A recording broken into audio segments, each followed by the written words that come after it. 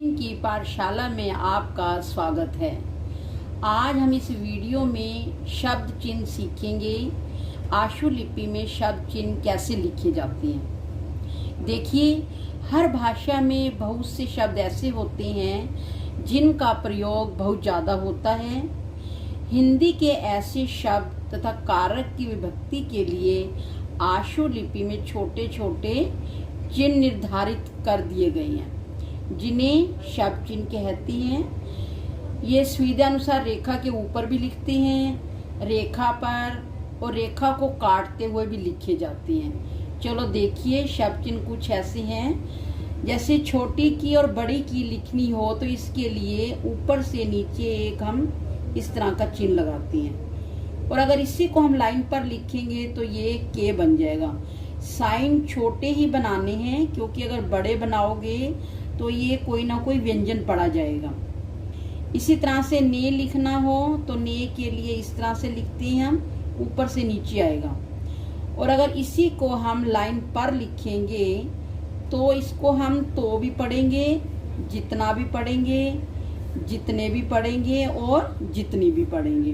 ठीक इसी तरह से का के लिए छोटा सा डैश है लाइन से ऊपर, को के लिए लाइन पर लिख देंगे, है के लिए एक बिंदी है लाइन से ऊपर है।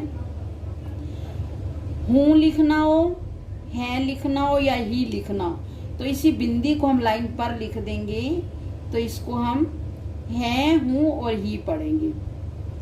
इसी तरह से मैं लिखना हो तो मैं के लिए ऊपर से नीचे जैसे हम तय रेखा लिखते हैं उसी तरह से एक छोटा सा चिन्ह है, ये इसको पढ़ेंगे मैं।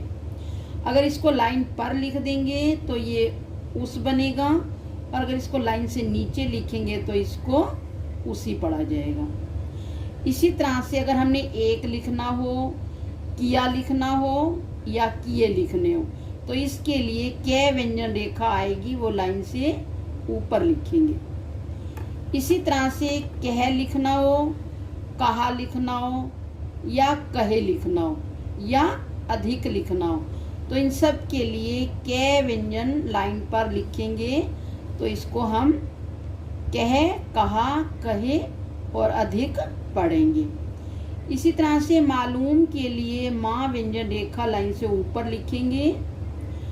अगर मैं लिखना हो, तुम और तुम्हें, तो इसके लिए मैं व्यंजन रेखा को हम लाइन पर लिखते हैं। इसी तरह से आ लिखना हो तो आ का की तरह ही लिखेंगे, डैश लाइन से ऊपर रहेगा, और हो के लिए लाइन पर कर देंगे इसको।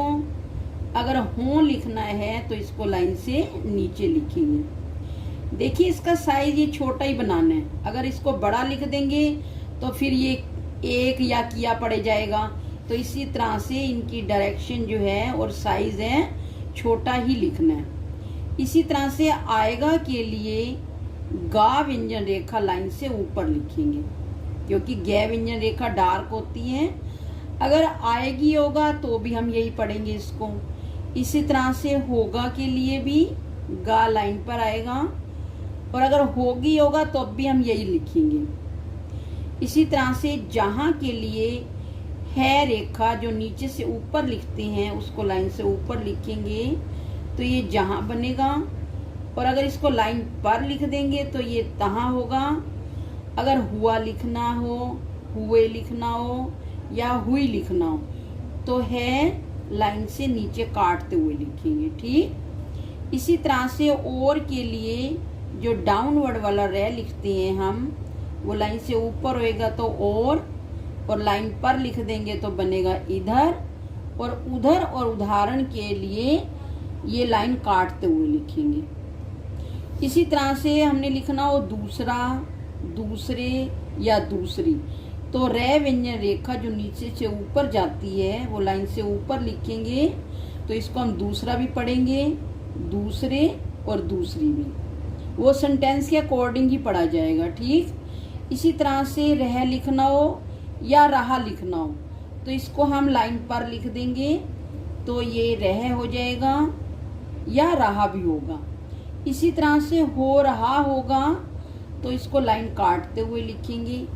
और अगर हो रही होगा तब भी यही लिखेंगे, हो रहे होगा तब भी हम यही लिखेंगे। आशुलिपि में पूर्ण विराम के लिए जहाँ सेंटेंस खत्म होता है वहाँ हम क्रॉस का चिन्ह लगाते हैं। अनुच्छेद लिखना हो यानी कि नया पैरा बनाना हो तो वहाँ पे 2 तिरछी लाइनें खींचते हैं इस तरह से। अगर हमने नाम लिखना हो कहीं का भी तो उसके नीचे, उस आउटलाइन के नीचे 2 डैश लगाते हैं। जैसे हमने लिखना है दिल्ली, तो ये हमने लिखा दिल्ली और इसके नीचे 2 डैश लगा देंगे। तो इसके ऊपर अगर हमने स्वर नहीं लगाए होंगे तो भी हम इसको आसानी से पढ़ लेंगे, क्योंकि हमें पता होगा कि ये दिल्ली है। इसी तरह से अगर हमने लिखना हो राधा तो ये रे और धा। अब अगर स्वर हम नहीं भी लगाएंगे, इसके नीचे 2 डैश चिन्ह जरूर लगाएंगे, क्योंकि कोई भी नाम की आउटलाइन बनाएंगे तो उसके नीचे हम 2 डैश चिन्ह लगाते हैं।